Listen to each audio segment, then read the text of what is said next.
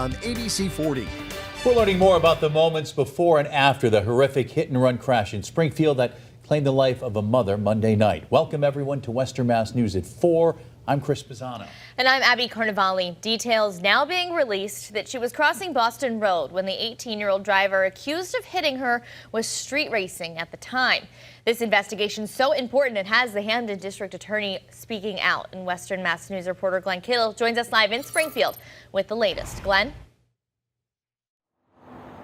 Yeah, Chris, Abby, Hampden District Attorney Anthony Gallooni is assuring the public that his office is taking this investigation very seriously. Earlier today, he shared us what investigators know so far, both about the crash and the young driver behind the wheel.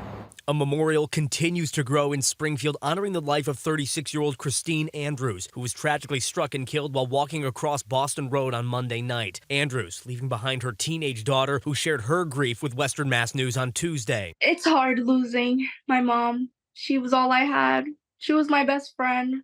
On Thursday, Hampden District Attorney Anthony Gallooni detailed what investigators have learned about the devastating crash, which he says happened while two cars were street racing, hitting speeds of over 70 miles per hour. When officers arrived, they discovered an apparent scene of a pedestrian hit-and-run incident where the victim was impaled on the nearby fence of St. Michael's Cemetery. The driver, 18-year-old Nathan Colon, a Ludlow High School student, is charged with reckless motor vehicle homicide and leaving the scene of a personal injury crash causing death in connection to Andrew's death. Springfield Police Captain Julio Toledo addressing the gravity of the situation for everyone involved. Start off by offering my condolences to the family. There are no winners here. It's a tragedy all the way around. Toledo also shared new information. Colon's driving history includes 3 citations for speeding prior to Monday and was involved in a crash just hours before the hit and run. On the morning of the incident, Mr. Colon was also involved in a separate and unrelated collision that was actually witnessed by officers.